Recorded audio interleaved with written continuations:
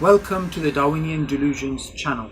We're going to do something different today. What I want to do is speak about Darwinian evolution as a religion and the sort of experiences of someone who used to believe in Darwinian evolution. And on this show today, I have with me Jerry. Assalamu alaikum, bro. Assalamu alaikum. How you doing, bro? Yeah, alhamdulillah, I'm good. Just arrived here, Brother Sabur, he caught me nicely and we've set up a little impromptu video. He didn't come with any intention. I just thought, okay, you know what, let me just get this on video. So Jerry, alhamdulillah, he's one of the brothers who goes out with us to convey the message of Islam. He used to be, you were an atheist for 15 years. 15 years. Solid atheist. Pretty, I'd say about 90% on a scale of percentages. So like in strength of my you believe in materialism, you believe that, you know, the universe, there's no God, Darwinian evolution is true.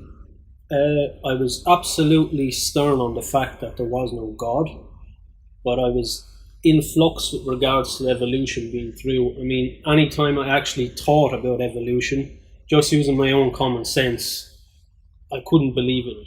Really? But my nafs was pulling me towards the other direction, because I was also surrounded by other atheists, and you know, there's that slight uncertainty there. There always was, yeah. There always was. But like any time I dug deeper into it, I started to doubt it, you know, because it just doesn't make sense from a common sense point of view that apes can transition into humans. You know. And you know, it all is a blind chemical, physical process, just running on its own, and it just leads to everything.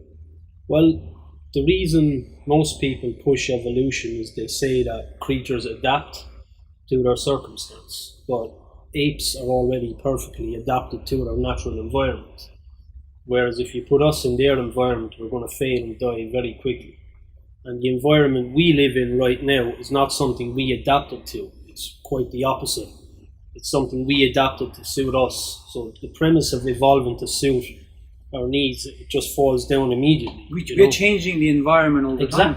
Exactly. And like, why do we not still have a bunch of transitionary phases in between apes and us? Well, also another way of thinking about it is, you know, the whole thing that we can go to space, we can do quantum mechanics, we can sit here, we can film, we can do these things, yet, you know, our cousins are still throwing bananas at each other in the jungle. Rocks. So there's a difference. Now, why I wanted to get your sort of opinion on this is, if you remember a few weeks ago, I was getting you to check this material on Darwinian evolution, and you started saying some interesting things. Now, do you think most of the atheists out there, they actually understand it and they believe in it, or do you think it's just like a sort of social thing? I think it's very much a social thing, driven by the nafs, going by my own experience with atheists from when I was an atheist and also after I became Muslim, alhamdulillah, because if you cling to something like this, it gives you like a backing or a foundation for throwing away all moral responsibility.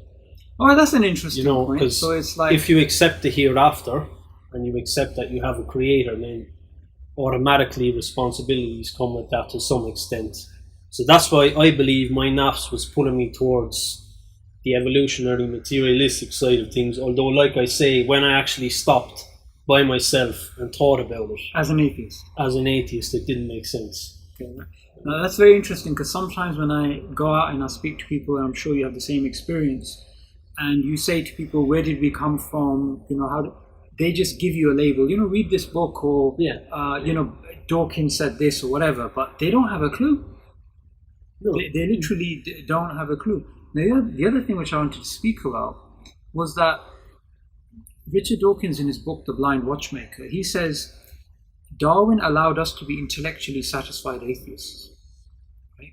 So do you think, even at an academic level, do you think the scientists who are atheists, they have this bias and therefore they're more likely to try and fit the data into the theory rather than the other way around?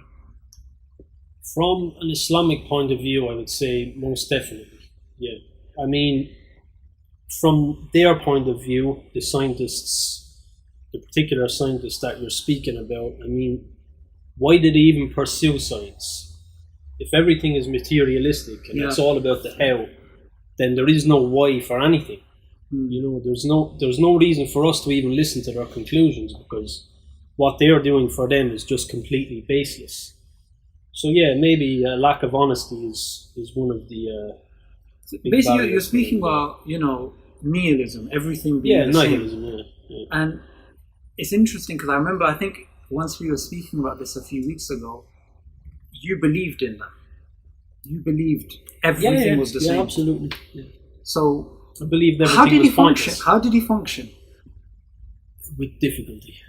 With difficulty. Yeah. I mean, when you are nihilistic, so to speak, and you believe everything is pointless, you need something to latch onto to amuse you and or waste your time at the same time.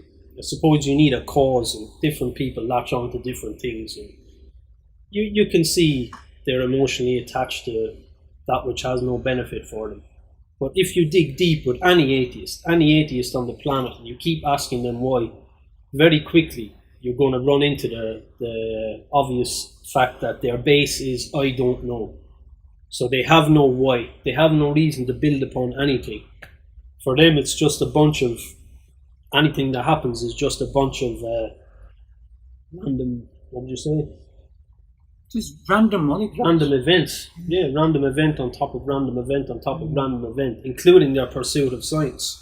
Yeah. You know, at the end of the day, we're all going to the same place. And what's the incentive? yeah, what's the incentive for anything for these people? I mean, I was honest with myself when I was an atheist, and I started to ask myself, why do I get up out of bed in the morning? And I couldn't answer this question.